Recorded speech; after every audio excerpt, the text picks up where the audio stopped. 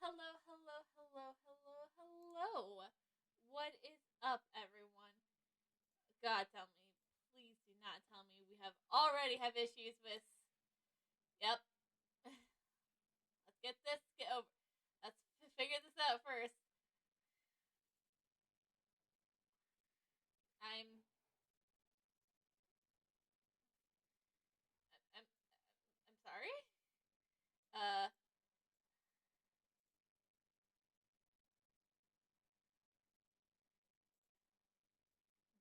Do I have to keep PNG tuber mode on? Okay, there we go. All right. Now that the scruff is over, hello, hello. Welcome back to some more of the Great Ace Attorney Chronicles. Are you guys excited for the trial of Sasuke Natsume again? This is like the third one he's in, and this is the second time because this is day 2, of course. So hi, yeah, yes, that's what we're doing tonight. Yeah, I did. Okay, so you can hear me. Good, cool. So this will probably not be the end of this episode, unless, depending on how short part 1 is, we will,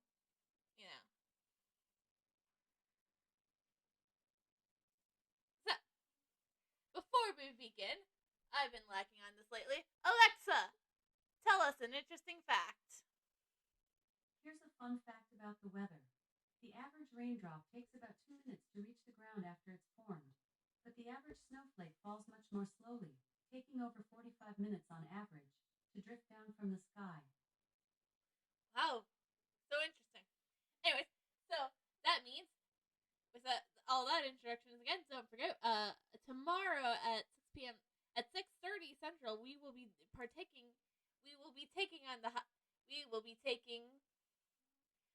setting sail and then enjoying the adventures of the pirate's life in Blake Wakes with a bunch of other VTubers.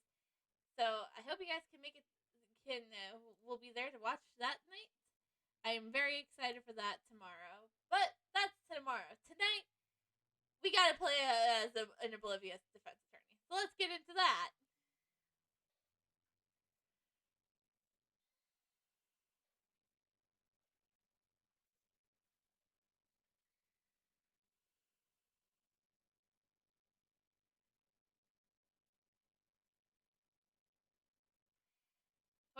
February 23rd, 9:23 a.m.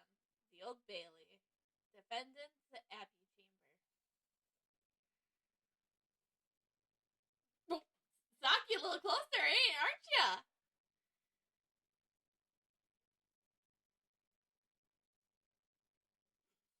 I have a feeling I know exactly what's going to be said. I am a cat.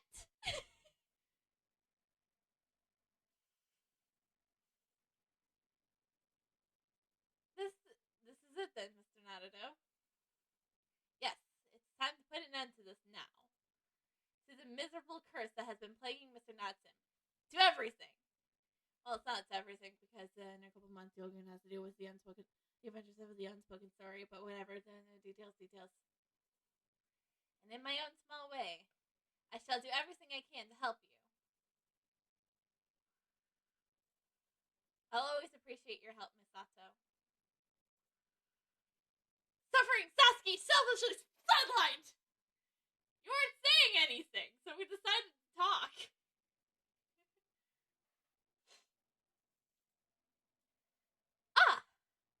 Also, I thought you were a cat. Because you kind of had your ass closed. Like at the jail cell yesterday when you were like, I am a cat. I know nothing of what the law or whatever. I am just a simple cat. Good morning to you too, Mr. Natsume. Good morning! Good morning! Lock home City now, Naruto Esquire! Listen to you two, chatting away happily as the main players of today's trial isn't here!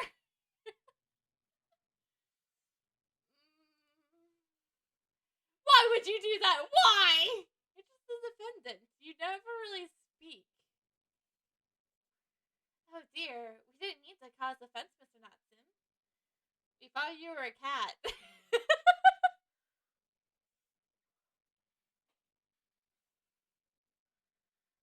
So perhaps that's because you had your eyes shut so tightly. You were meditating, finding inner calm. It seems the word. It seemed wrong to disturb you. I was waiting! What's the matter, Mr. Natsun? You seem different somehow today. Why, naturally, that's because I have attained spiritual enlightenment. That you are a cat?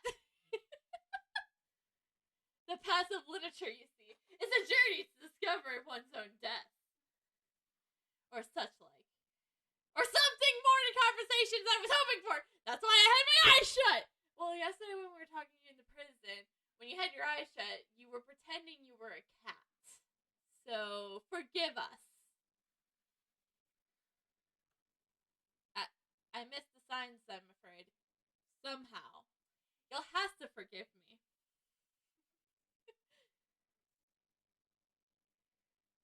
You mustn't talk of your path leading to death, Mr. Natsun. That was just an example! Oh yes, there it is. Inner calm. You barely came to see me at all yesterday. We were too busy talking to literally everyone else involved in this case. I was sure you abandoned me and returned to our beautiful lost homeland. I have work to do here, Sasuke-san. If anyone's leaving at Sato, and in fact she's leaving in a couple months because her father is calling her home because of this trial. Well, we're not even in Great Britain. We have not been in Great Britain in a week yet. Yes, well, anyways, I intend to set everything straight in court today. I'm determined to uncover the truth. And the truth is, you're innocent, Sasuke! I actually reached an important decision myself. Oh, what sort of decision? I shall fill you in after the trial that you're returning to Britain. You said that during the last trial. Alright. It would seem Mr. Sholmes isn't coming today after all. Actually, it's fine. If Sholmes isn't there, it's 4 times to swoon over Von Sheik. Because that's what I do in life. Because, you know me, I'm predictable. I'll swoon over the hot guy. It's a very clever message, I think. My dear fellows, you must win this battle on your own merits. It's a very clear message, I think. I think that you overslept on your head. That seems like Sholmes. Typical Sholmes. The great detective, my arch nemesis, Sherlock Holmes. My own. Long may he stay away, if you ask me. Defendant and your legal representative. There's 2 of us. Sato is very much important to this case as well. The trial is about to begin. Make your way into the courtroom immediately.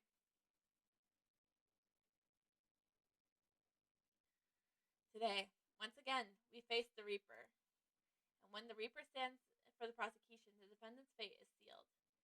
But I don't believe that legend any more than I believe Sasuke-san's curse. The truth is hiding in here somewhere.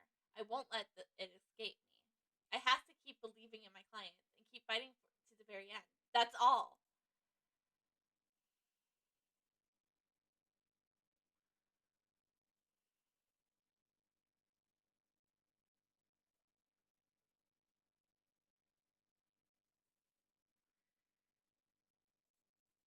Okay, that was weird.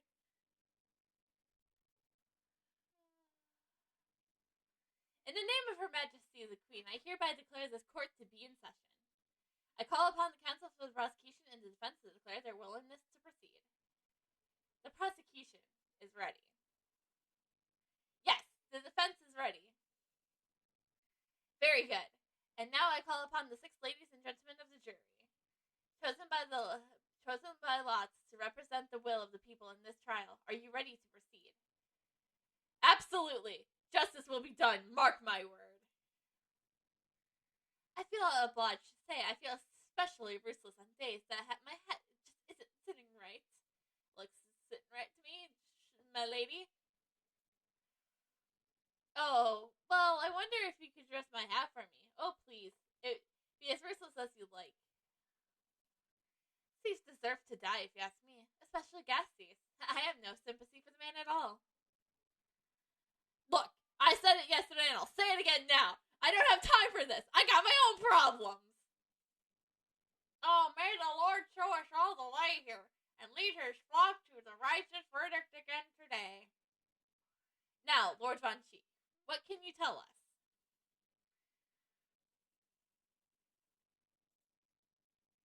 The prosecution's report, please, for the court. In relation to the theory expounded by the defense yesterday, and regarding the defendant's tea. So he does have the results.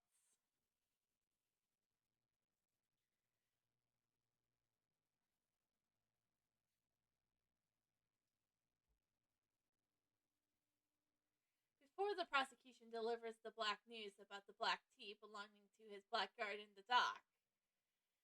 I'm not even wearing I'm not even using. I'm not wearing my student university uniform right now. Iris made me this outfit.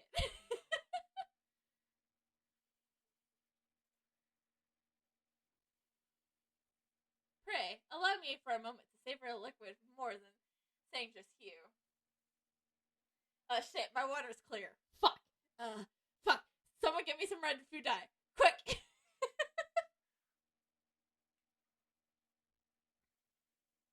In fact, I'll defer to the good detective for the report.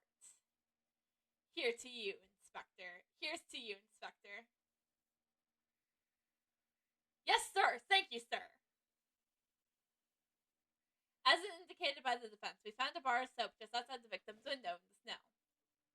And there was indeed a frozen reddish liquid in a little depression on the top of it. Yes, that's the tea. That's what Mr. Natson brought with him that night. Well, the brains at the yard analyzed it, and yes, you were right. It was tea. That's not what we asked for. We asked if there was poison in the tea. Because if there is poison in that tea, I'm basically fucked.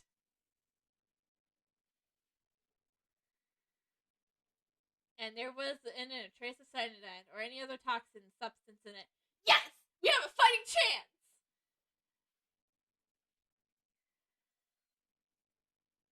No poison at all? In other words, the tea that the defendant brought with him to the verdict's room is innocent. It's in the clear. I like how Gregson worded it. I like how he said that the tea is not the killing substance. He didn't specify that Sasuke-san is innocent. I like that, you know? As a man, he's good. That's good wording. I like it. I know it doesn't help my case at all, but what a revelation. As I suspected. This makes it quite clear. The defendant, Mr. Sasuke Natsukum, is blameless. My learned friend is jumping to conclusions again. A typical Napatine's reaction. I mean, it's quite a simple conclusion. Everybody makes conclusions. What?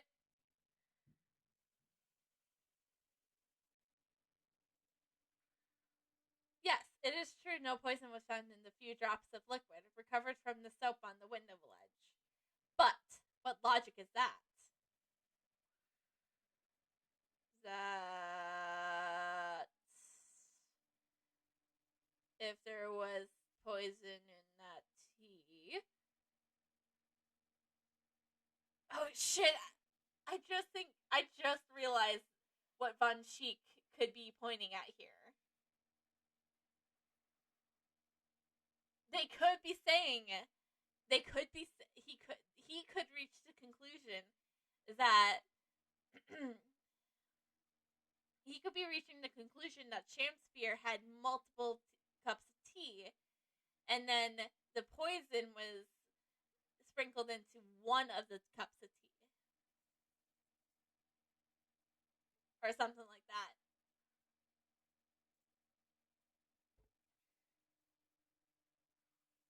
Would you take a drop from the Thames and conclude that the water in the ocean isn't salty? My word, the water in the ocean is extremely salty, Council. Oh, we're already starting things. Okay. Mm-hmm. It's only been like 20 minutes. Exactly. Unfit for drinking, just as the victim's tea was on the night in question, as the courtroom has already heard. Bitter was the precise words from the lips of Mr. William Shamsphere, who the prosecution now calls back to the stand.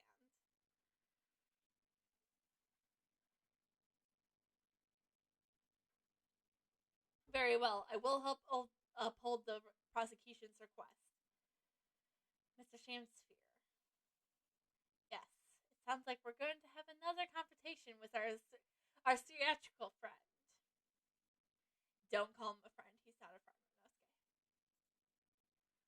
Bailiff, show Mr. Shamsphere to the stand.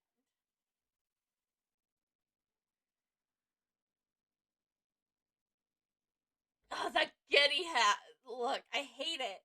Mr. William Shamsphere, the victim of this despicable crime. Oh, heavens! Oh, hells! Do you command me to remember? Forsooth, 'twas I, Shamsphere, did have the belly full of foul liquor given to in my innocence. Yes, but what was revealed in yesterday's proceedings? The witness was not as innocent as we first, perhaps, been led to believe. By using bars of soap such as this, he has been stealing gas from the supply company, yes. Oh, one may smile and be a villain. Forsooth, 'twas I, Shamsphere, did have a room full of the sweet fuel given. That's right, fellow jurors, don't forget, this man is a rotten thief. I haven't forgotten. You kept all that isopocorns in a tidy secret, didn't you? You should have owned up sooner. Arrest him, I say, arrest him at once, and let him feel the sting in my tail. Oh, indeed, if I didn't have a developing quarrel with me, and I had plotted to further my own ends, I confess. Zaza wouldn't pardon my sins, of that I am sure. If you're acknowledging your wrongdoing, what exactly are you doing here? Cowards die many times before their death. And for a coward such as I, death would be well deserved. But would it that be still greater crime passes unpunished? For lo, the hairy-faced gentlemen are from the far eastern, then Verona did contrive to poison me. But there was no poison in the tea found in your room. The police have attested to that. What difference would assert to an inconsistency will be quickly cleared up by the witness's testimony. Is that not so, Mr. Shamsphere? Very, very, my liege. I would most gladly speak. I hate this man with every gut in my body. No, something about his over-the-topness.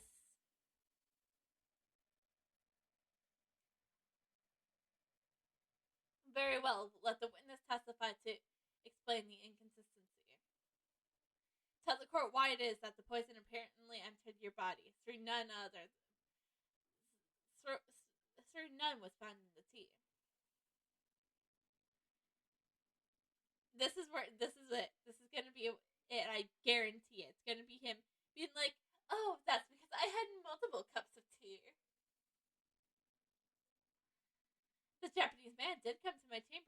tea brewed in a pot. 'Twas in my cup alone that the wicked Mr. Enoch secretly poured his wicked poison, which his will fail in distraction in our debate neither did a drop of his own drink pass his lips. Objection! When he did parted by and by, I did use the tea to remain in his cup to make my coins of ice. Thus now surprised that the poison not be found in the tea that did pour into the mouths of soap. The poison was slipped into the cup after the tea has been poured. When the normal way for poison to be administered is, in my experience. Wait, you have experience of poisoning people, Mochi? What? What is this?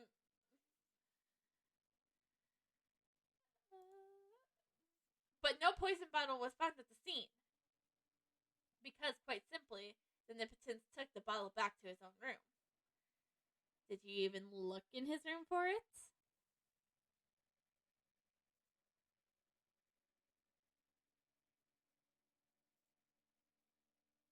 The absence of a vessel containing the poison only becomes problematic when considering suicide. That. By now, it should be perfectly clear. A bar or two of cheap soap. It is wholly insufficient to wash the deep stains of guilt from the accused's hands. Ah! Sirs and madams, 'tis true that I, Shamster, became a common thief of gas. But, listen here, ladies and gentlemen.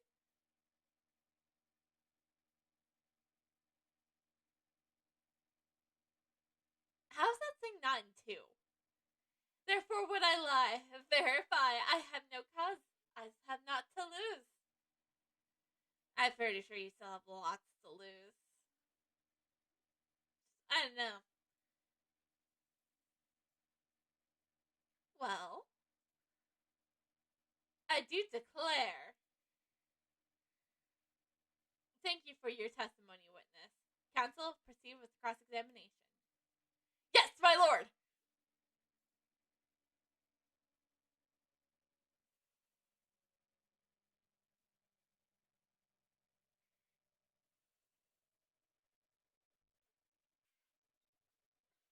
Hold it! I understand that you were already acquainted with Mr. Natsim, is that correct? I know thee not seldom man. Fall to thy prayers. I do know thee, or know thee not. Methinks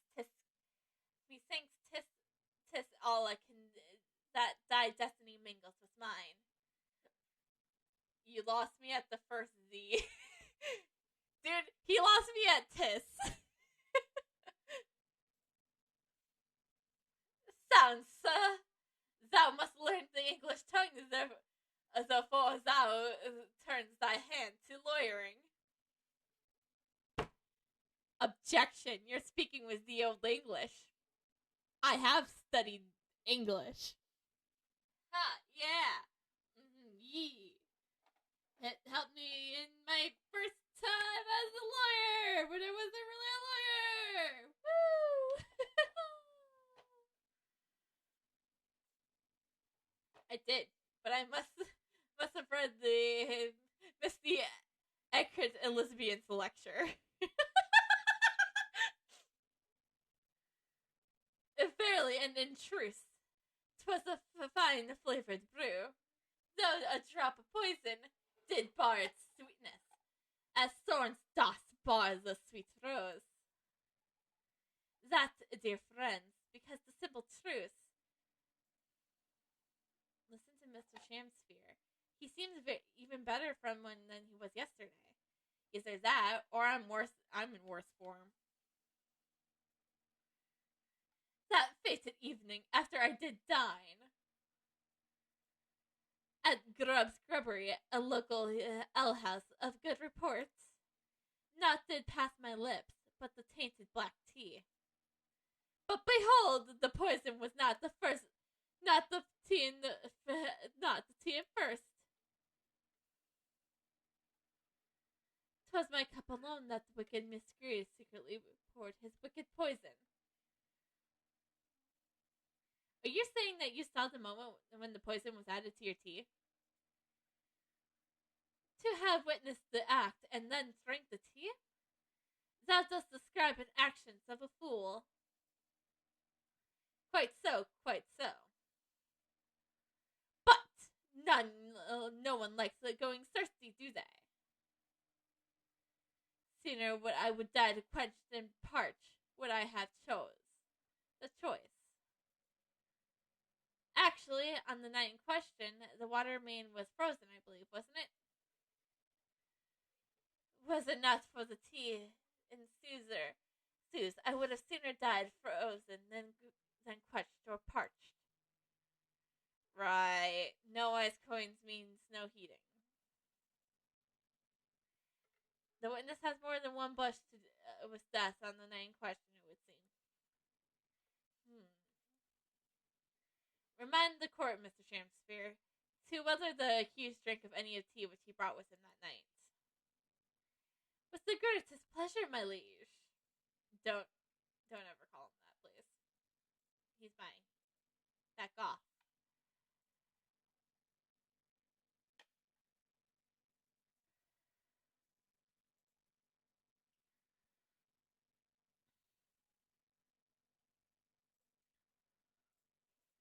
Back off, like a sip. Front cheek is mine. For Whiston distracted in our debate, neither a drop of his own drink passed his lips. Objection! Well, I know what to do. But the teacup Mr. drank from was found completely empty at the scene. Let's not forget the defendant's maximum. Drink tea while it's hot. It's also yours, Renosuke. Don't forget that, because it's apparently a Japanese thing. I did gulp from the poisoned cup that night, and in mine agony I did this right uncontrolled. In first pain I did knock the fellow's cup, and its contents spilled as blood, gaping, and would wound me sink. So certainly 'twas after that I made the coin of ice from his tea. An upset cup was found on the table the victim slumped over. There's no contradiction here. It's true, there was no tea left in either cup that we found at the scene. But still, something about this statement is troubling me. Yes, of course. I know what it is. It's Mr. That seems wise. Drink tea while it's hot, Maximum, isn't it? Yeah, I don't think that's her. No, I'm not sure that's it. Thank you, witness. Now retaliate the court what it is that occupied you after the guest had left before you drank your tea. When he departed by and by, I did use that tea and that remains in his cup.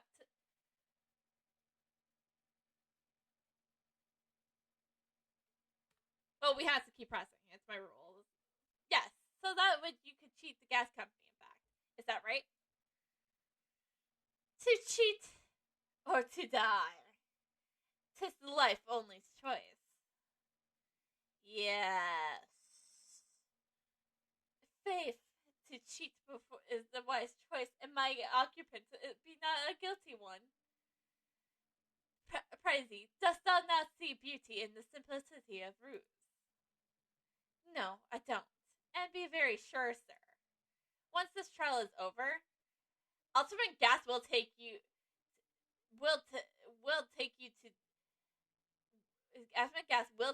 to task over this legal task. I shall not run, I shall not hide.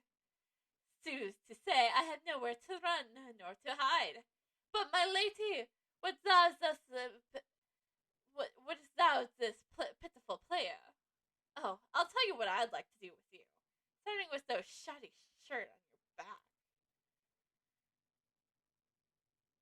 'Tis time for a Shakespeare dance. Let's move on. What a harsh world we live in. Nah, he's getting everything he deserves.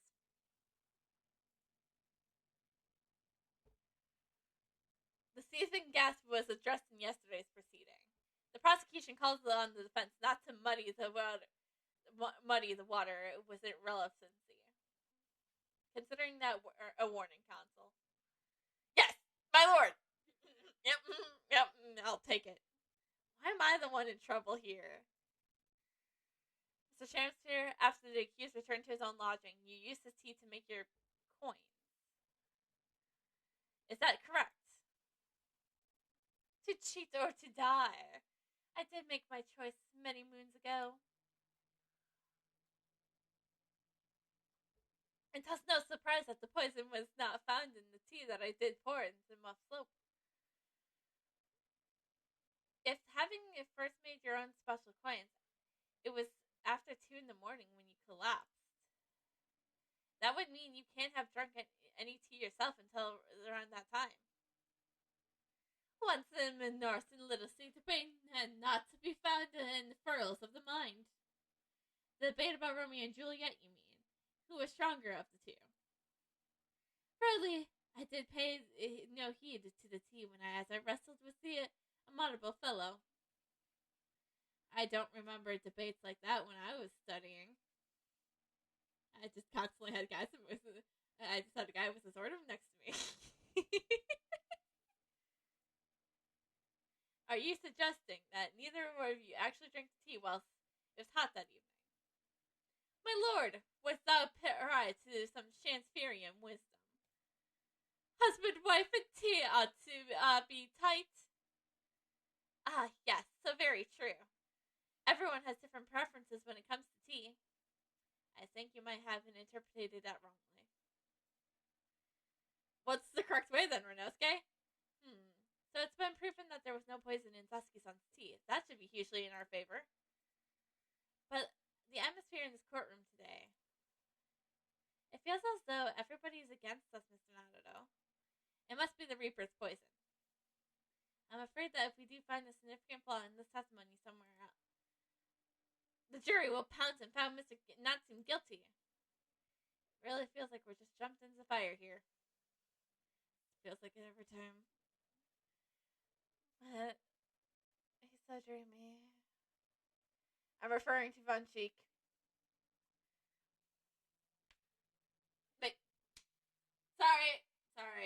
I told myself I wouldn't spoon over Von Cheek until he slips his foot into dust.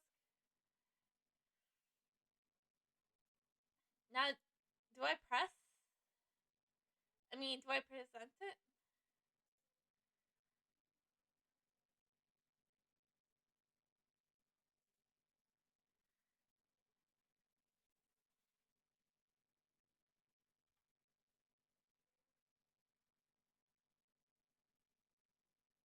Objection! Aha! You claim that Mr. Natsume didn't drink a drop of tea on the night in question, and that you used the tea that was left in his cup to make your fake coins. But that's not possible. How? Tropic logic. What is this, ye dark, clad friend? Fiend. The two tea cups on the scene, one used by the victim and the other by the defendant, have clear difference between them. One that represents the incontrovertible proof. Incontrovertible? What difference? Look at the inside of the cups. Just here, there's a clear visible ring. Yes, a tea ring. Commonplace enough. Indeed, such stains occur all too readily when one leaves to keep tea in the cup for a while. And yet, Mr. Natsume's cup has no such ring, because he drinks tea while it's hot. Good lord, you're right. It's completely clean. And the pity, sir, what makes of it? Exactly what Mr. Natsume told the court yesterday. That the Japanese saying he quoted. Drink the tea while it's hot.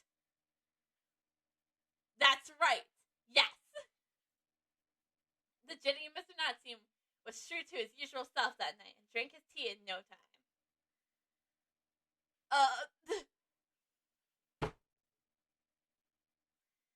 What do you have to say to that, Shamsphere? If, as you claim in your testimony, he didn't touch a drop of his tea, a ring would have developed inside of his cup as well, after several hours of the tea was left standing. But, in short, Mr. Shamsphere, you clearly lied to the court. Get Z to a new tenant! Of course.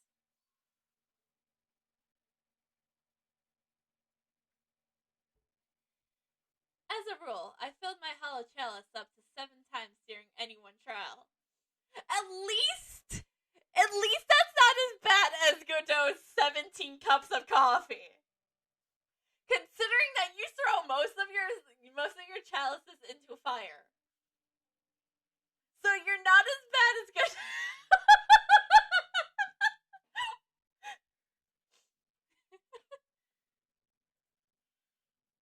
You might want to keep that information to yourself.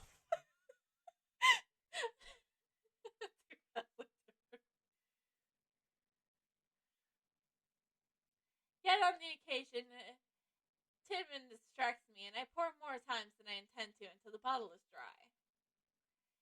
Your drinking habits are fascinating, but irrelevant. On the contrary, they illustrate the fickleness of a human memory. To William Shamsphere, a sham artist!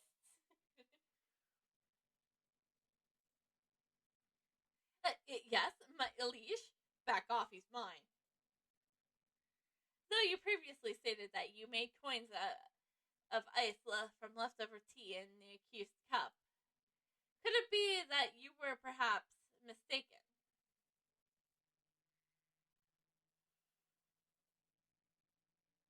Eh?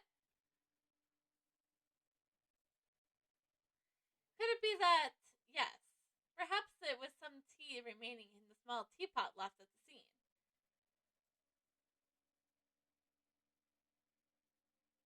In fact, that has vanished from your memory until now.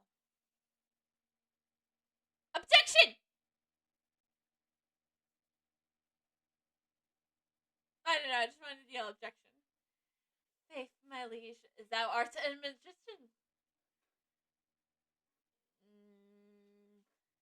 It's that one. For verily, 'tis as though I saw thou hast seen thy own eyes that night. What? Force, I was mistook. I did plan to use the tea from the Japanese fellow's cup, but lo, when I looked, 'twas empty. And thus did use the dregs of festered in the teapot as my liege did suggest. But you just suddenly remembered now that you made a mistake before? We're supposed to believe that?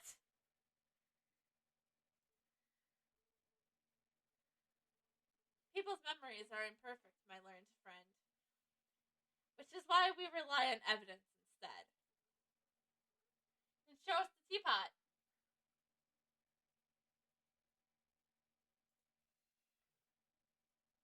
But in any case, it makes no difference. Show me the teapot.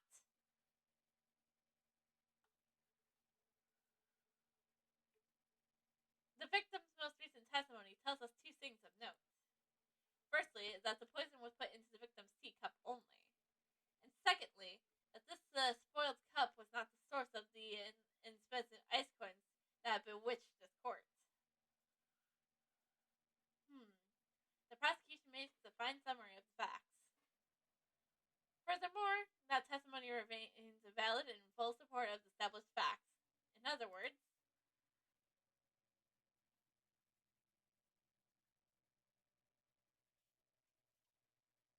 the inconsistency claimed by the defense simply does not exist. No!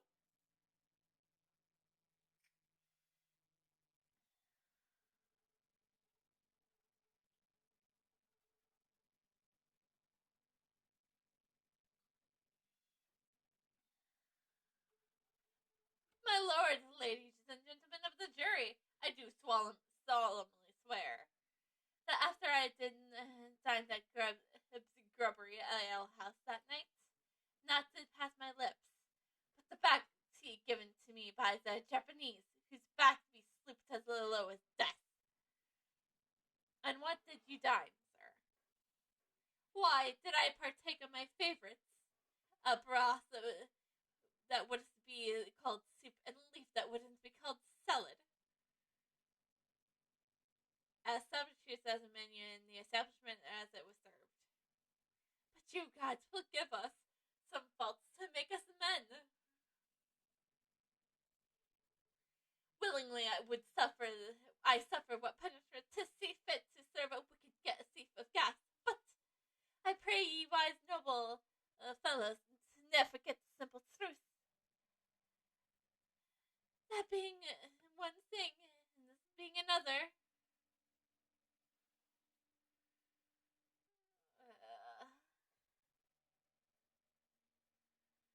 Sure as all, your humble servant transferred thus entreat you to punish the Japanese fellow for his sins. My lord! If I may speak, my lord. Yes, Mr. Foreman? I believe that we may have been duped by that rotten defense lawyer. Why am I rotten now? What makes you say that, Mr. Foss? Sorry, I know his real name. But me?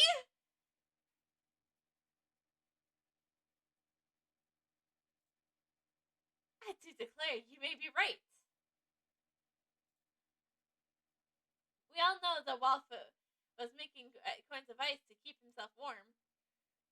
But this lawyer had said if he's been stealing gas, he does deserve a voice of poison, eh? But he's been leading us to the garden path. That's what he's been doing. I really never said anything like that. But what we just heard from the victim there has opened our eyes again. We have reached a decision at this time, and we won't be swayed from it. The court acknowledges the position of the jury's foremen, and will duly hear the jury's findings. What? No! You can't yet! Ladies and gentlemen of the jury, you will state your decisions now. No. Juror number 4, please save me.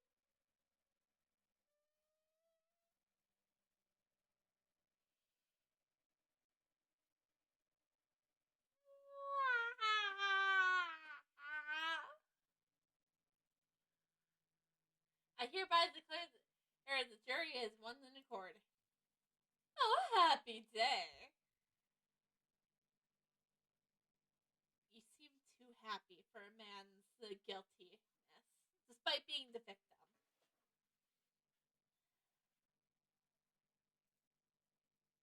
How is this happening? My lord, the defense asserts its right to carry out a summatation examination. Very well. The court upholds the defense's rights. Typical. My learned friend is unable to accept the obvious truth. This trial will therefore enter its second summatation examination immediately. Jurors, the court calls upon each of you to state the grounds upon which you find the defendant guilty of the crime in which he is charged.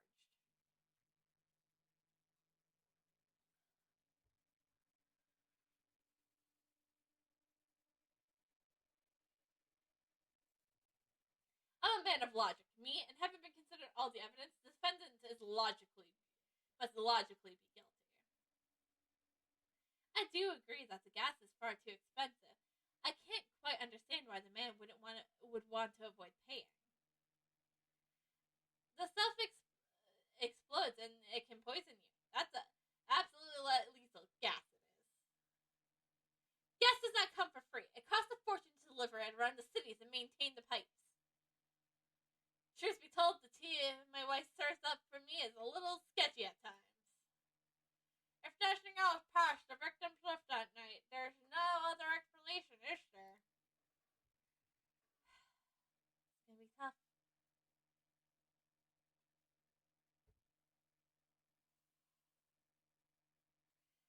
I do feel perhaps personal opinion about the gas and its supply has influenced the decisions as well. But never mind. No, you really should mind. The truth is, our counter-argument wasn't unsaleable as we hoped. And Mr. Shakespeare was poisoned. There can be no doubts of that. Then how are we supposed to turn this around? I think we need to establish the method in which Mr. Shakespeare was actually poisoned. Our only hope is to demonstrate to the court that but that's surely almost impossible at this stage.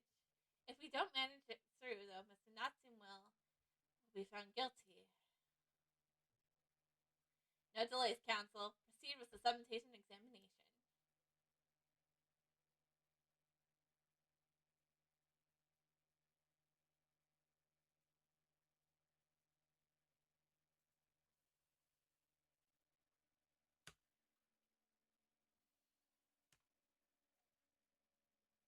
All the evidence, you say.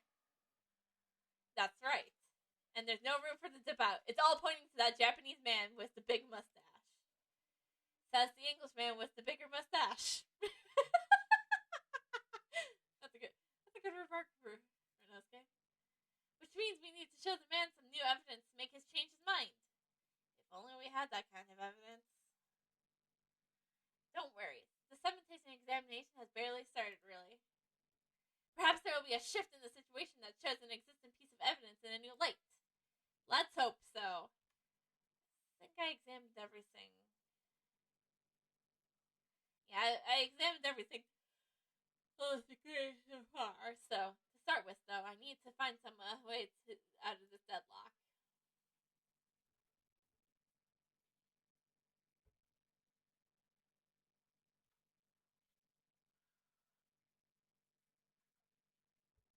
This isn't the time or place to be discussing the price of gas, madam.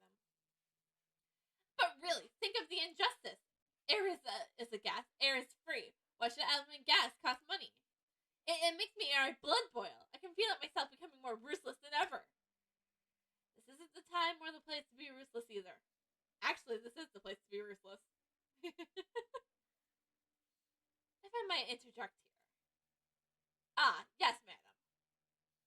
It seems my fellow juror takes issue with our price of our company charges for gas.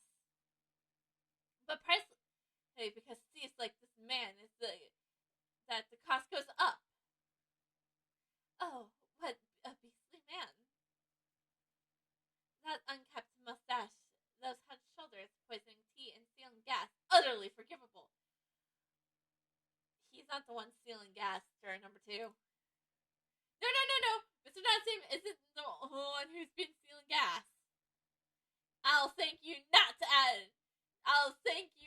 to go adding on more crimes. Mr. Natsim hasn't been poisoning tea either.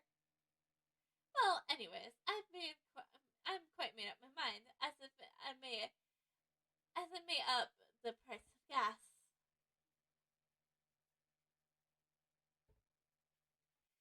The stuff explodes and it can poison you. Absolutely silk acid.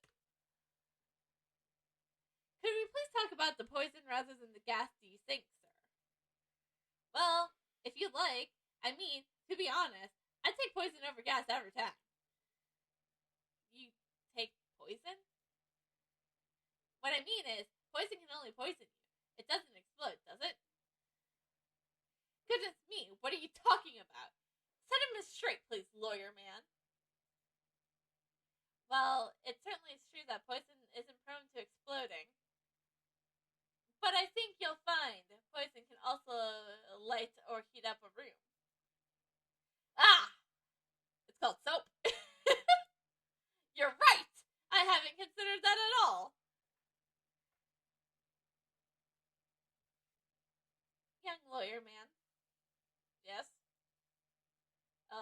Yes? That's so nice. She called us young. I mean, I don't typically swing that way, but... Juror number 4 might be my new favorite juror. I forgot her name, actually.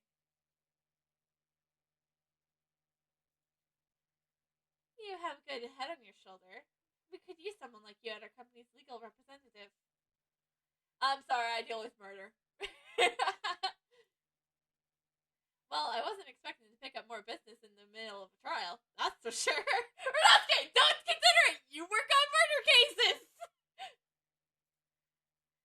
Anyways, the point is, I haven't been the best experience with gas companies in the past.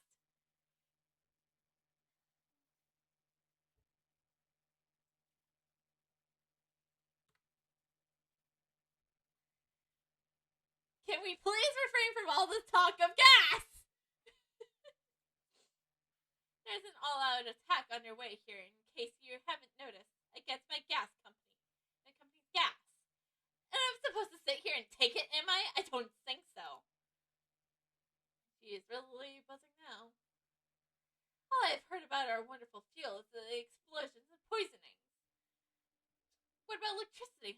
What about getting electrocuted? How about that? And a little explosion here and there is nothing in comparison. Any explosions could hardly be described as nothing, madam. Nevertheless, the thief of your gas is deplorable. My point exactly. But the gas thieves aren't even the worst of our enemies. We have far more dubious rail reports to contend with on a daily basis, you know. More devious? Who, madam? Other gas companies, of course. Other gas companies? Not quite what I was expecting. We generate gas and we deliver it to our customers fair and square. Indeed, nobody is questioning that, madam. Ultimata is an excellent expansion gas company. Let me guess, you use them, my lord.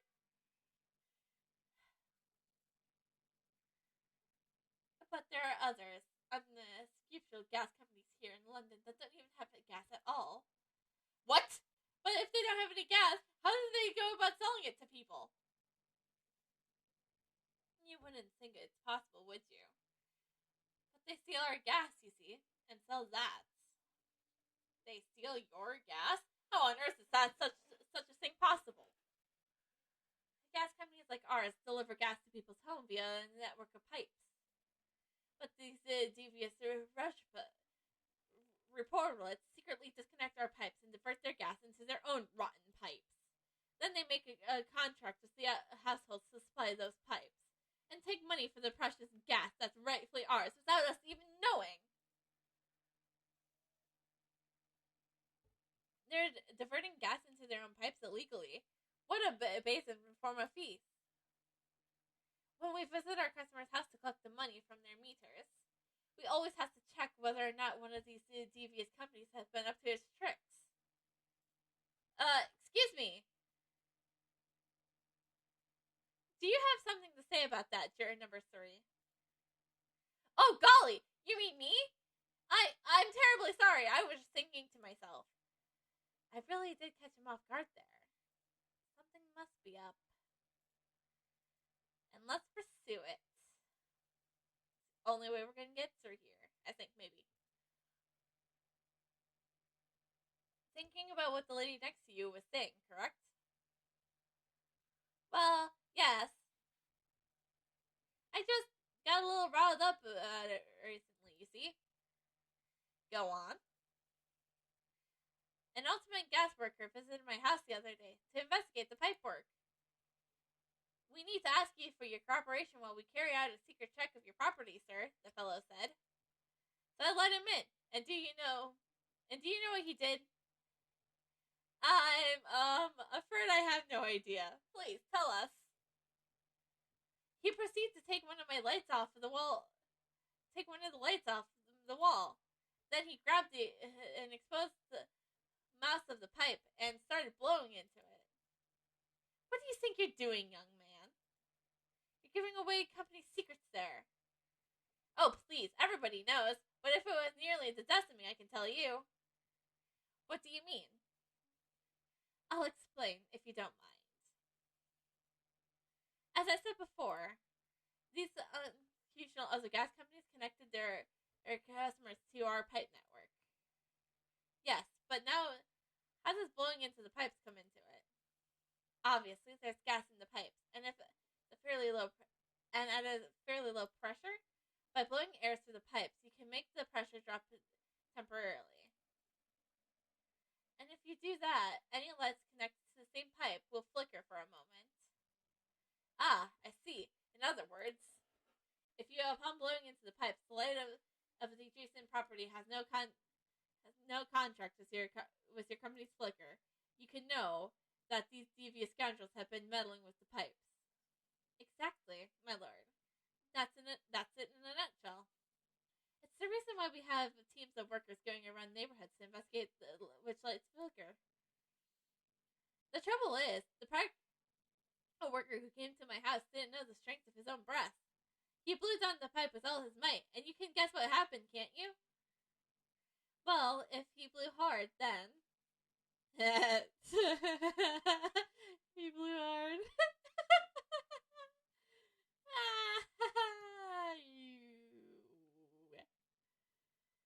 Wait, you mean? Yeah, that's right. The light didn't just flicker, they went out, along with the stove. Gas started pouring into the house. What a disaster! The gas supply must have been interrupted briefly because that man blew too hard. So the flames went out. I'm afraid I yelled at the fellow. Are you trying to kill us all? I said.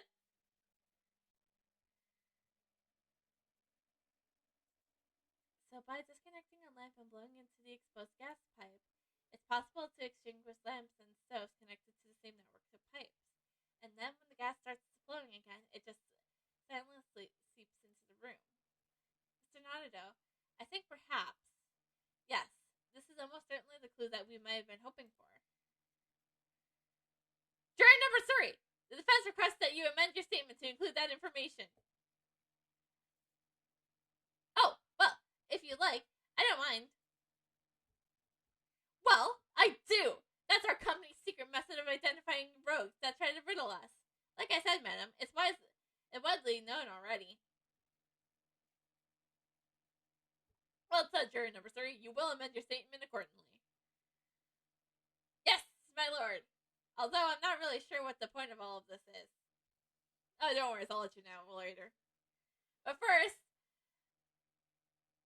hold it!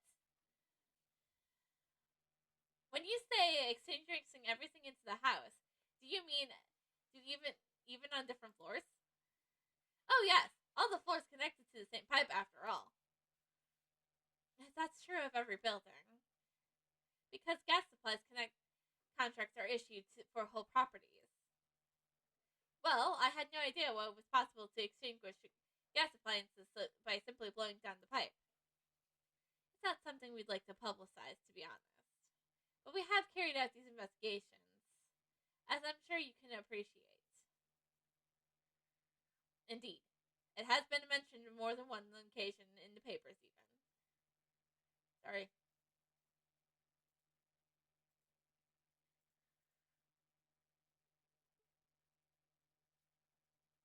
Is that so? It's been mentioned to me, too, very recently.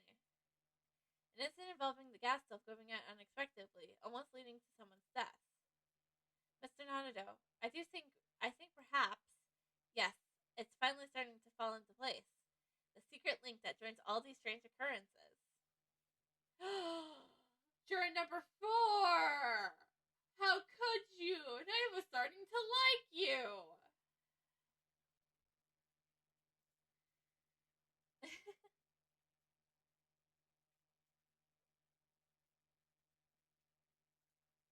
Alright, let's move on. Actually, we didn't get the whole of juror number 4.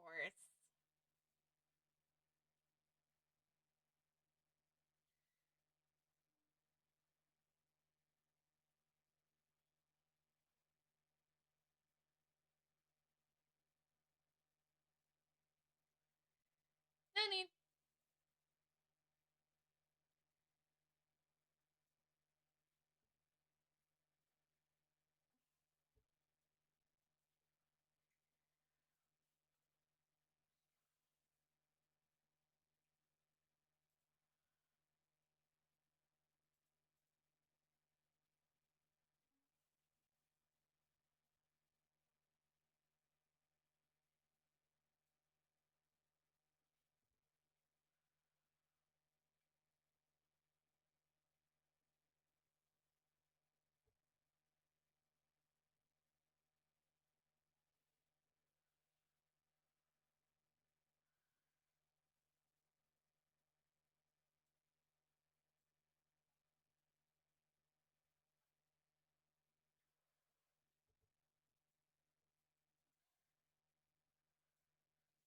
difficult and thank you, that will do.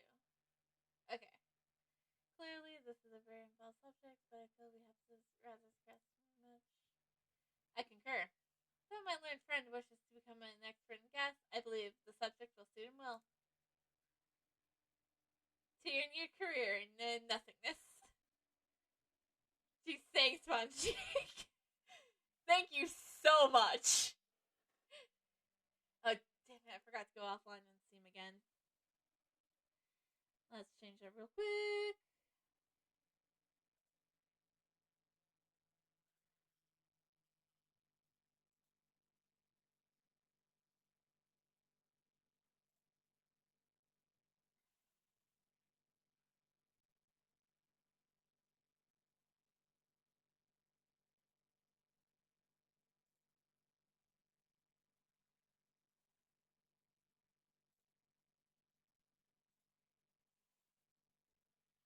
You will return to your attention to the next juror's assertion. Please, counsel.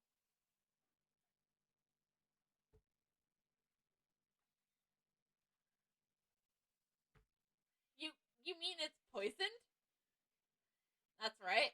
It happened a tiny few times now. This is most troubling indeed. It's always days like this one when I don't get any wages. I get in at tea time, see? And see her doing it. My wife. She gets the devilish look in her face, and she slips some white powder into my cup. And you drink it anyways? I was brought up proper, I was. If someone gives you a cuppa, you drink it. And what happened to you? What did it taste like? It was god awful. Believe you me, salty as hell. So she put salt in your tea.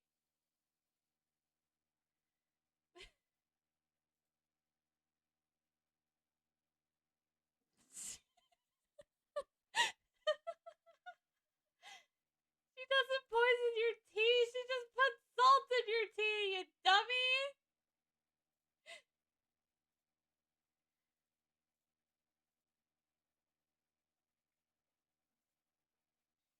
Then I think perhaps what your wife is putting in your tea was salt.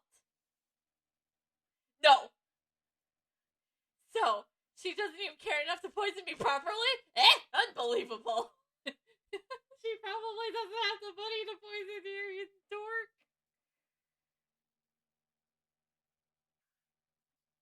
Let's move on, please. Yeah, I agree, my lord.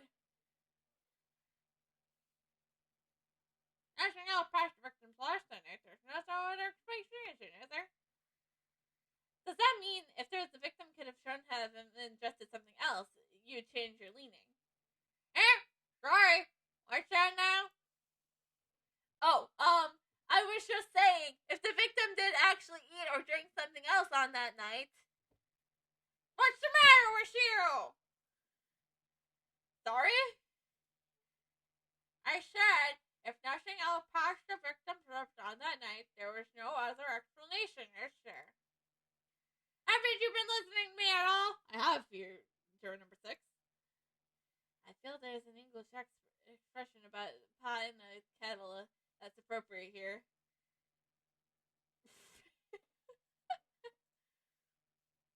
Compared to the other jurors, who don't even appear to have anything to say about the case at all, it would seem that this elderly gentleman has been listening to the proceedings far more intently.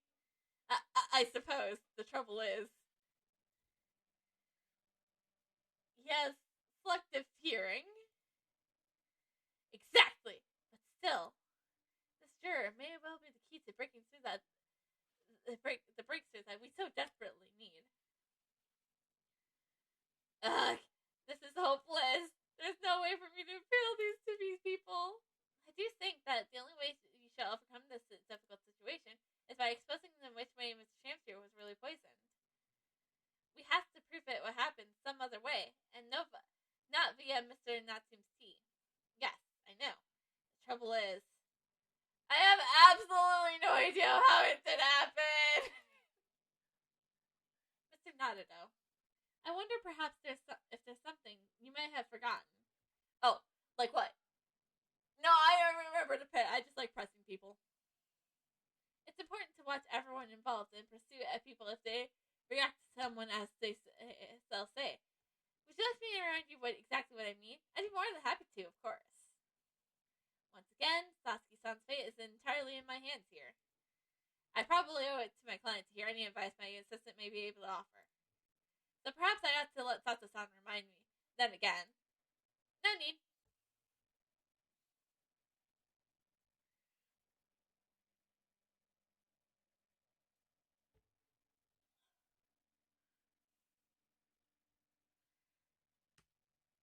I meant to press! I meant to pit! I forget buttons. I forget cues always too.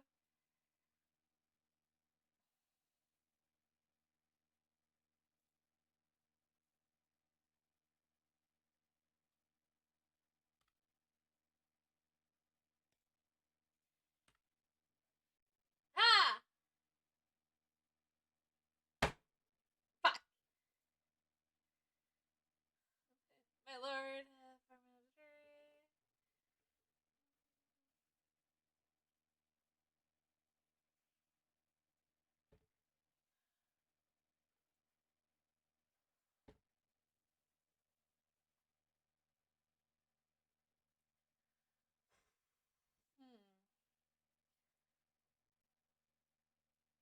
We did.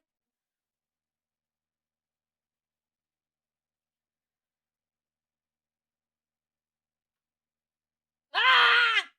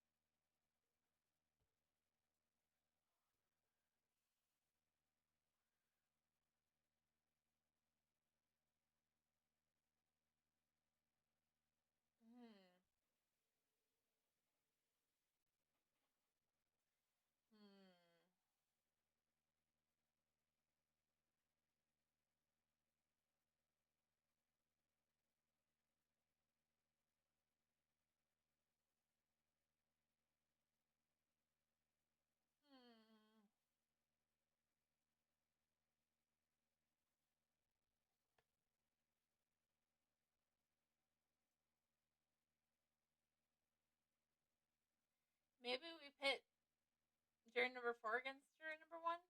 Let's try it. If not, I'll try a series of jury number 4 against number 3 and 4 against each other. Nope.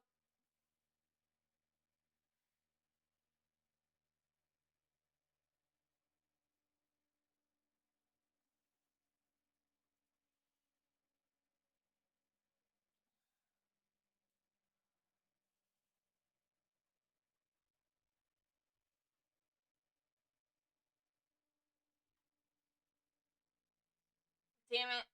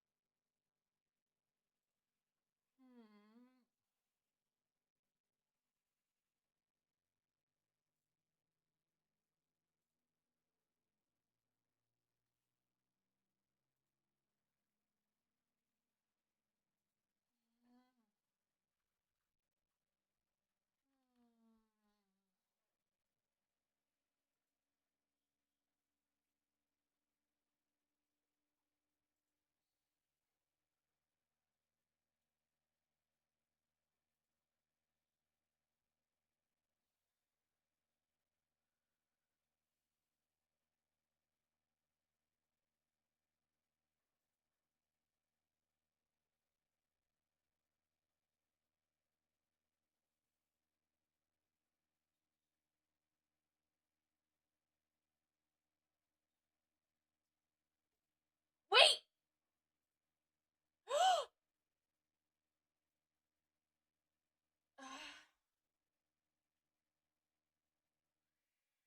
It is jury number 5. We need to press somebody again. Jury number 6 has been listening to the trial. The handprints!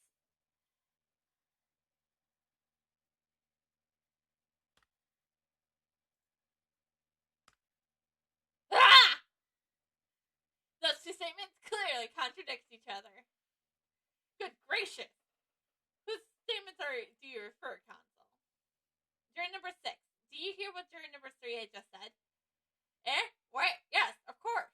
I heard him mumbling about something or other. There is another explanation here, I believe. And something besides Mr. Not Seen C didn't matter in fact, pass the victim's lips on the night in question. What? What explanation? I wonder, did the police check the mouth of the gas pipe feeding the wall of the scene to see if there's any traces of poison in there? I was curious to see what your floundering would result to this time, but the mouth of the gas pipe? Scotland Yard has enough to do without exploring such irrelevance. What a piece of work! It's a man! What are you trying to say, Mr. Shakespeare? What speakest thou, piteous, is not strange and strange? Is that what I say to thee, her?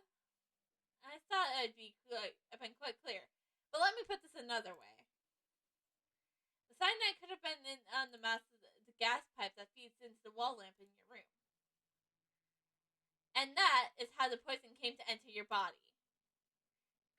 Good Lord! No, you are my Lord. You are the Lord. Are they tasty then, gas pipes? What are you saying? Or is the gentleman suggesting that the poor man was so desperately hungry he tried to fill his belly with gas? Perhaps no actress would perform a kiss scene with him. Oh, for shame, madam, speakins, I fancy. I assure you I am not a buffoon at that. I have to kiss pipes.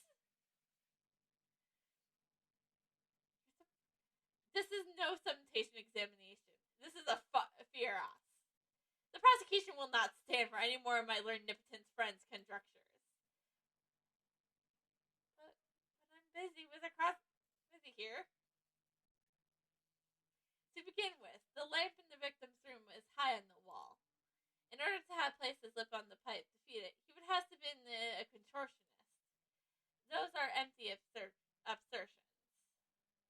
There's no possible proof that the man did as he said. Objection! It's true, I have no proof that Mr. Shamsier put his lips to the pipe. However, I can say without some certainty that on multiple occasions, Mr. Shamsier has been doing something in front of the lamp on his wall. And I have evidence to prove it. If you can consider, if you can consider a Sholmes invention to be evidence, to help with evidence gathering. All right, you got our attention, lad. I'd like to see how you can be so sure of yourself. So would I. Let's see this evidence then. Now that I've gotten the jury's ear, I need to make this opportunity count. This is the proof that this time and time again, Mr. Shamsier stood in front of his gas lamp. Up. Yeah! What the? These are... Wait, what are they called? Yes! Skin prints that were found at the scene. Skin prints, counsel. I've never heard such a thing. The Justice Ministry is currently assessing whether or not to permit fingerprints as evidence in court, however. My lord, this is an exciting new forensics technique developed by the great detective Mr. Herlock Sholmes. It reveals all the places that Mr. Shamsier touched in his room. I've never seen anything like that. I mean, that's black magic, isn't it? No, it's the work of an idiot. How much am I going to make fun of Sholmes tonight? Probably a lot.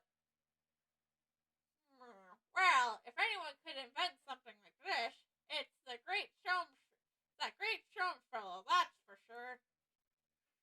I agree. This month's edition of Engineering Sum was quite fascinating.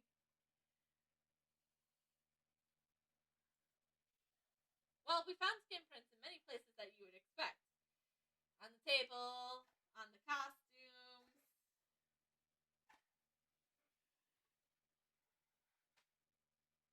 However, Mr. Shamsier also appears to have been touching the some very unexpected places in his room.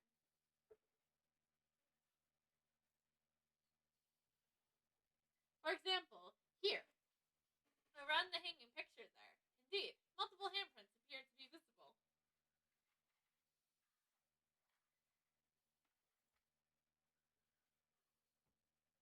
Well, I wonder, could he have been appreciating the artwork, perhaps? Why would he, Miss Madam? At first, my colleagues and I thought the same. However,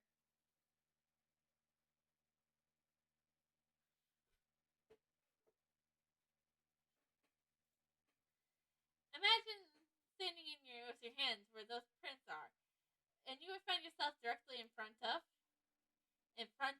Ah! I don't believe it. The gas lamp. That's the reason why it wasn't immediate obvious. It's clear that Mr. Shamsphere has regularly been standing with his hands to the walls in front of that lamp. Right. What have you been up to, you nuts?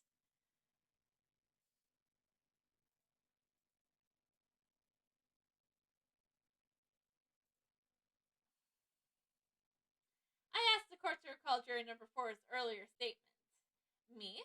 What did I say? You said that blowing into a gas pipe would make the lights in the entire building flicker. And now, if you recall jury number 3's statement. What? Me now? When the gas worker who visited his home blew with too much force into the pipe, it caused all the lights and the gas stove to go out, and all the gas started to leak into the room. Obviously, that incident was an accident. However, the simple fact is, if Mr. Chancellor were to have blown hard into the gas pipe here in his room, he could have extinguished every other light and gas stove in the building at will. Crikey! Are you suggesting that the man purposely caused the gas to...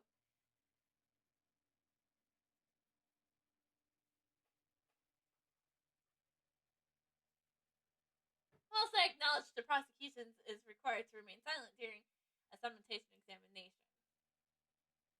I must toast my learned friend's utter disregard for the letter of the law. What is the meaning of this, my Lord Von Cheek? This curious photograph, or whatever it is, presented by the defense, the so-called skin prints, clearly that cannot be accepted as any form of usable evidence in this case. But it's an exciting new forensic technique developed by the great detective. It's nothing. A mere toy developed by an amateur sleuth with too much time on his hands. That is an accurate description of Sholmes. Ugh! Certainly, even research of this nature, esteemed by the esteemed Mr. Sholmes, cannot be recognized as the court as formal evidence. But, please, my lord, if I may, Miss Sato, if it was not the defense intention to admit the skin prints as formal evidence, we merely wish to present the results of the great detective's investigation of the scene, as a tool of which to explain a possibility to the ladies and gentlemen of the jury. Yeah, take that, Don Cheek. And if the trial were to come to an end now, we should never learn the truth behind these mysterious handprints that everyone has now seen. I don't believe that we can allow that to happen. I'm sure the jurors would agree.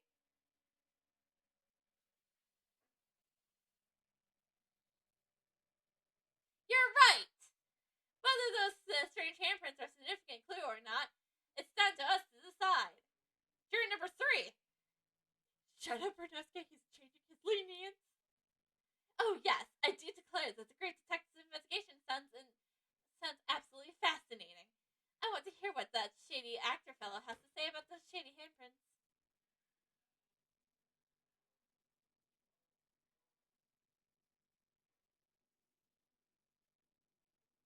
What's the matter with you two?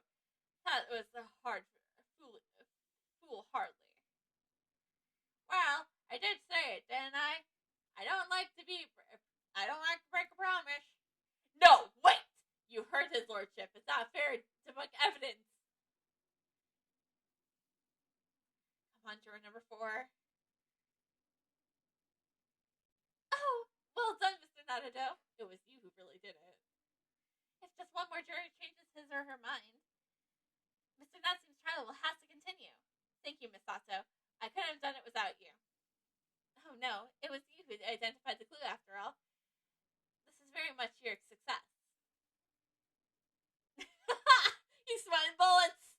I like that. I like it when our witnesses are sweating bullets. Why, Mr. Shamsphere? You seem to be losing your composure. You seem to be sweating bullets, one might say. Just one more juror, Mr. Natado. You can do it! Very well. Continue, counsel. I'm a man of logic. I'm very interested to see detectives. We're the ones who decide if the evidence is worthy of consideration, not us, the jury. Gas doesn't come for free. It's past the fortunate.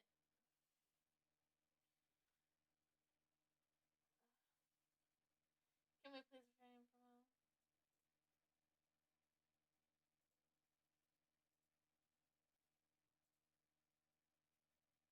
Okay, but I don't know where to go from here then.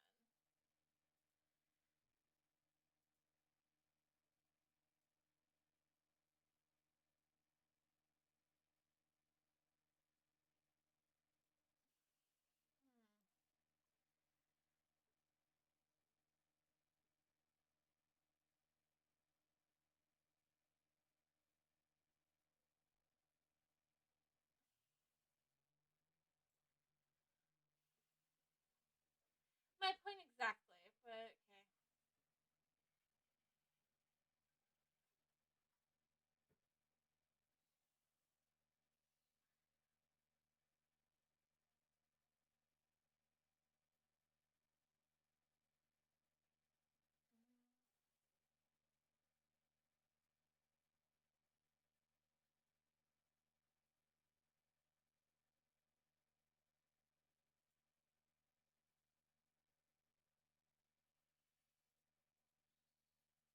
I don't believe in breaking promise. We can't come to a decision. No! I went the wrong way on my scroller.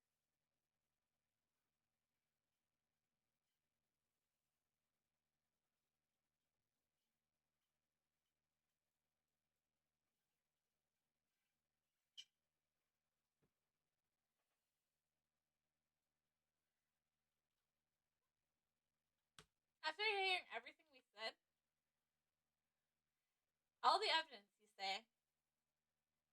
That's right. There's no room for doubt.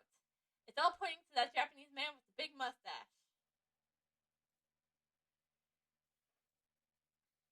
Says the Englishman with the bigger mustache. But the defense just demonstrated another possibility explanation for the events on the night in question. What do you make of that? What? Your so-called skin prints? It's an exciting new forensic invention technique, developed by the great detective himself. The numerous handprints on the wall are clearly out of the ordinary. And if Mr. Shamsphere didn't indeed put his mouth to the gas pipe in the night in question, it can't be denied that there's possibility that that's where the poison was. Well, yes, I wouldn't deny that playing on my mind. But as the prosecution rightly says, we should pay no attention to unacceptable forms of evidence. And besides, yes, even if the fellow has been up to something mischievous as the gas pipe dozens of times before, it does not mean he goes up to the same shenanigans on the night in question, does it? Oh. If you can't make your case better than that, I'm afraid I can't change my stance. Do you make a very valid point, sir? What? Juror number 2. No, please. That's true. Perhaps I was a little hasty. No! Wait!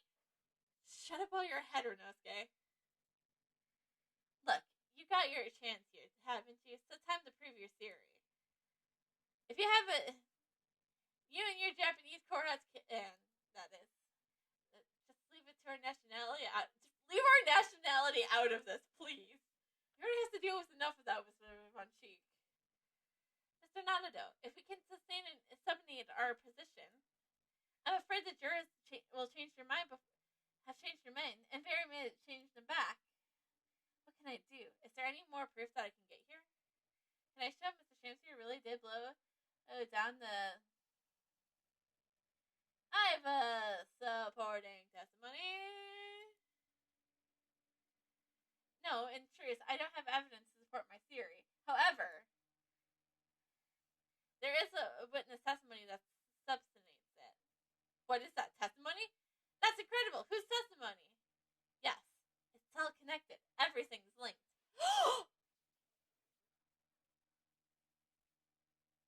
Sasuke's. A person whose testimony revealed details of the gas and Guild's incident, namely, Sasuke himself! Obviously, I'm talking about the defendant, Mr. Sasuke Natsume himself. The defendant? At the very beginning of the proceeding here in court yesterday, Mr. Natsume said the following. My lodging! There has been a whole series of strange happenings in my lodging.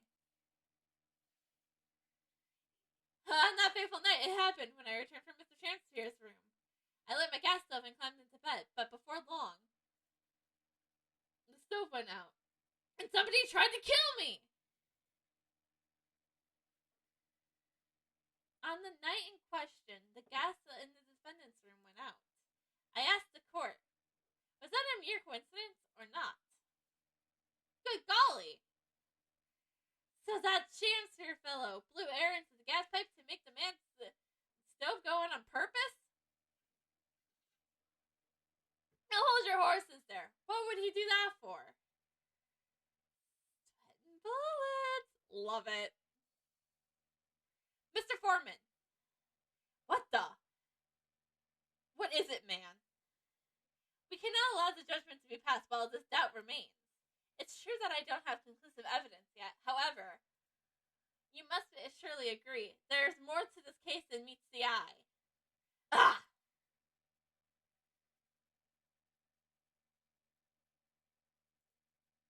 Fair enough. Like I said at the outset, I'm a man of logic, first and foremost. Thank you, Mr. Foss.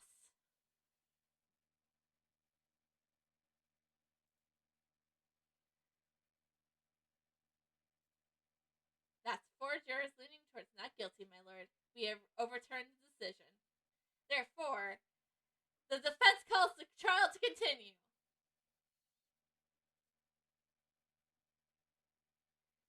As the defense has rightfully indicated, the summatation examination has concluded with a majority of jurors altering their decision. 2 jury members now call for guilty, 4 called not guilty. Therefore, the jury's opinion is conflicted, and in accordance with the law of this land, I hereby the continuation of this trial. Mr. William Shamspeare. My lord, how can thy humble Shamspeare serve thee? What do you say in response to the various revelations made during the summatation examination? So God mend me, I do solemnly swear, I recall aught either the lamp nor the pipe. But your handprints made the tidy mess all over the wall there. How do you explain that, eh? I am done with this. The dignity of our great courtroom has been insulted enough already. Juror number 5. Who, me? As I went to the pains to point out already, a print from a self-possessed detective's toy have no place in British court law. Ah. As such, whether or not this man did indeed stand before the gas lamp with his hands against the wall remains at this time unestablished conjure. You would do well to remember that. Ah. But the prosecution must concede that it would be extremely simple to verify. Just order the mouth of the gas pipe feeding into that lamp. Is there a trace of poison in there? what appears to be an extremely simple is my nipton's friend's mind. I can't argue with that, to be fair. You will recall, in order to check in the presence of poison in the tea, some remnants of the tea were required. Yes. Fuck. Therefore, it shouldn't be beyond your wit to imagine that even if poison has been spread on the pipe, it would have completely evaporated by now, making any analyst impossible. Ah! I didn't think of that. Fuck! In any case, counsel, I'm failed to see what possibility could motivate the man to do as you described.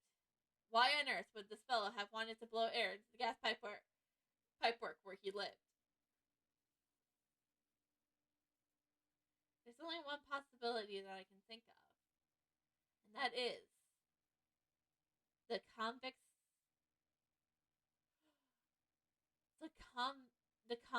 curse. To use the leaking gas to commit murder. That's not where I was going.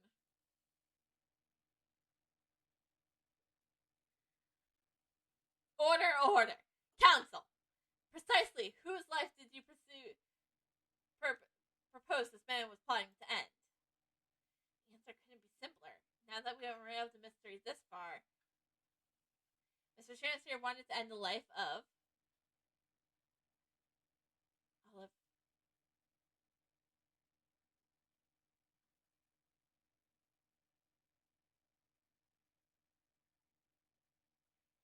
Let's see.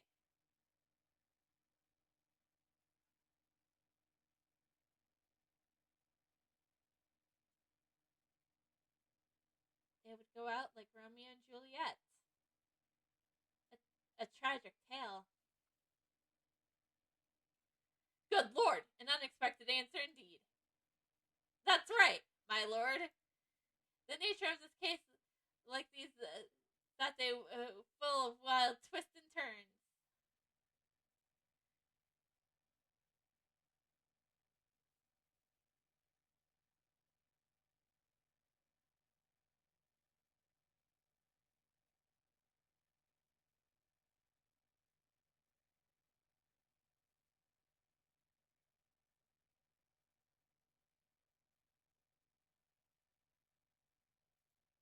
Wait, so he.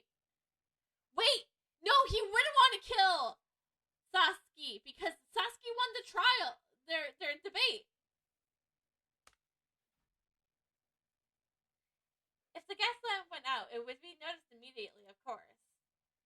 But a gas stove, on the other hand, could be silently extinguished by the killer without anyone noticing.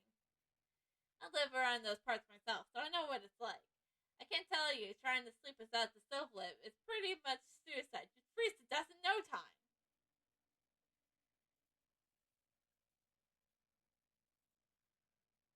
Mr. Gabba, the landlord, has a large fireplace in his part of the residence on the top floor. In other words, it wasn't the landlord, but a fellow lodger whose life Mr. Shamsier was trying to end. Outrageous. I'm talking, of course, about the defendant. Mr. Natsim isn't the villain in this case. He's the victim this man was trying to murder. Good gracious!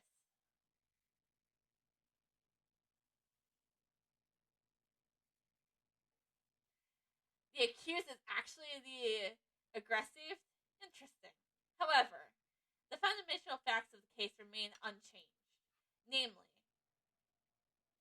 the accused is the aggressor here. What? How can you still claim that? Let us indulge your fancies for a moment and assume that there wasn't indeed poison in the mass of the gas pipe. The question is then arises, who put it there? Who did put it?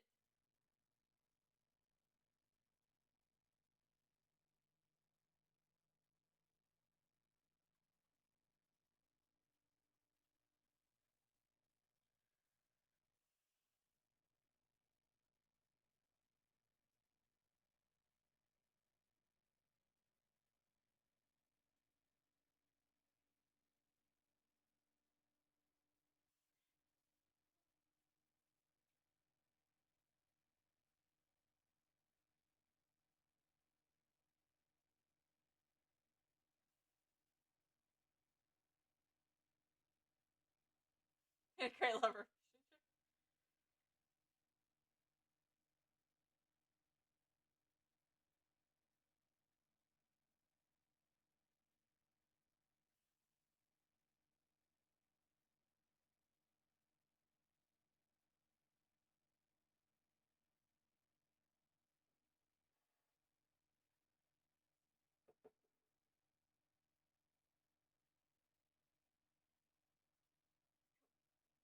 Did it put it there? The only logical conclusion is that the person responsible was aware of this man's trickery when this gas placed in his own intent to kill. Yes, that would indeed seem logical. If the assailant were unaware, how would he or she have known to lace the ends of the gas pipe with poison? So now we must ask, how could anyone known of Mr. Shansphere's murderous design? Ah, you mean to suggest?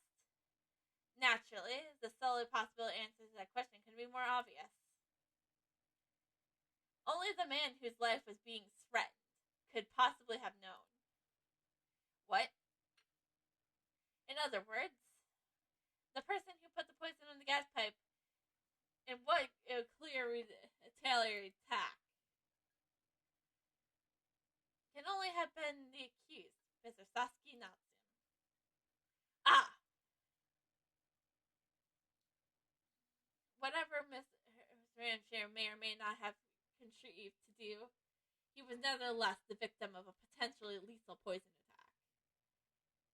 And the only person who could possibly have penetrated that attack is the accused, Mr. Natsun.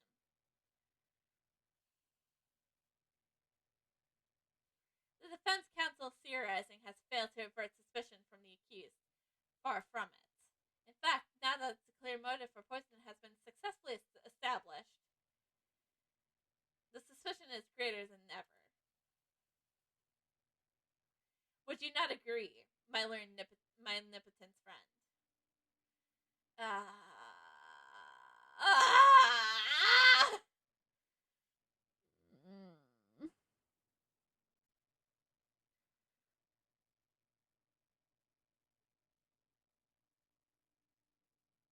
How did he manage to turn around on me so rapidly?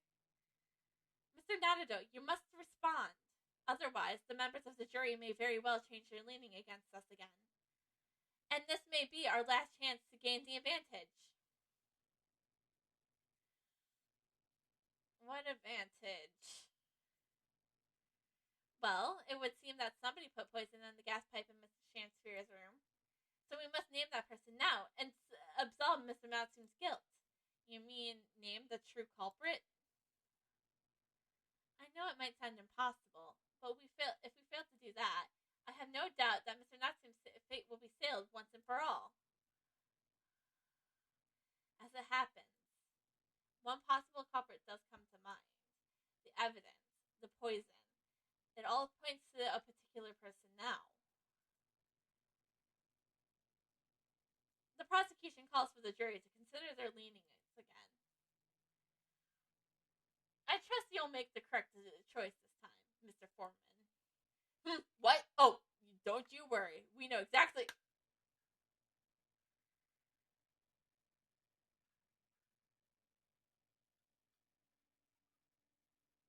There is one other person who I believe could have been involved in all of this. The true culprit of this crime. The true culprit. A turn found only by second-rate novelists featuring a third-rate great detective, my omnipotence friend.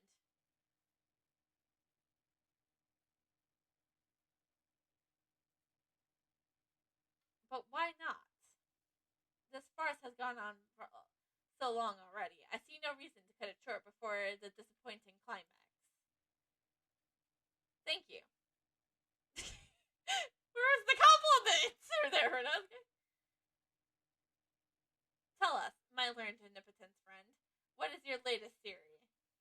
Who is the so-called true culprit of this crime?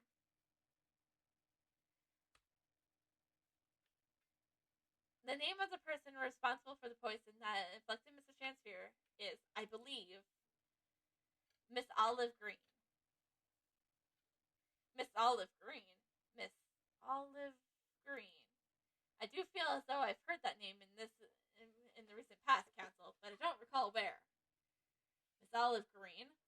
The woman from 6 days ago? The victim in the recent case of the stabbing on Ballard Road? The incident from which Mr. Natsim was arrested? And hastened to add? I hasten. Oh. Oh, of course, yes, Miss Green. She was left in a comatose for 3 days, I believe. I heard she regained consciousness 2 days ago. And she'd been discharged from the hospital today. Well, yesterday. I hardly need to remind the court that Mr. Shamspeare's poisoning took place 3 days ago. Given that woman was lying comatose in the hospital at the time, she appears to have a rather fine alibi. True, only on the night incidents occurred, Miss Green was in the hospital unconscious. So on the face of it, it would seem that she couldn't possibly be responsible, but still. My colleagues and I visited Miss Green in the hospital yesterday, and we found her to be in possession of a bottle of poison.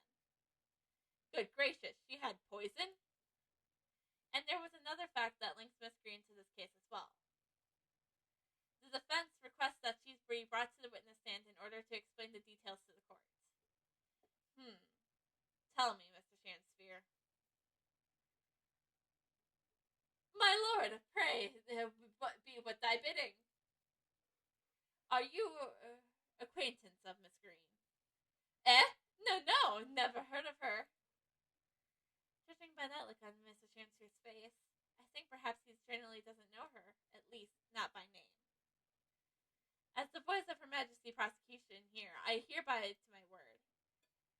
We will see my learned defense friend's farce through to its conclusion. I appreciate that. The prosecution requests a short recess, my lord, in order to subordinate the witness and bring her here. Yes, Miss Olive Green. Indeed, my lord. 1 hour should be sufficient. Very well. I grant the request. Excellent. I hope. The defense has made a most extraordinary accusation, I must say. But at the present time, I feel though the prosecution's argument remains largely uncontested. Accordingly, I'm afraid the defense and his culpability remains the sole subject of this court's attention. Thank you, counsels. We will reconvene in 1 hour. Court is adjourned. Here's the thing. That trial is going to be like another 2 hours. And I need to make sure I get some stuff done for tomorrow for work. So I'm going to have to cut this part. I'm going to have to cut this off short here. I'm sorry, but this is where we're ending for today. We'll finish part 2. We'll finish the trial on Tuesday. You can guarantee it, my word. Also, I just realized you guys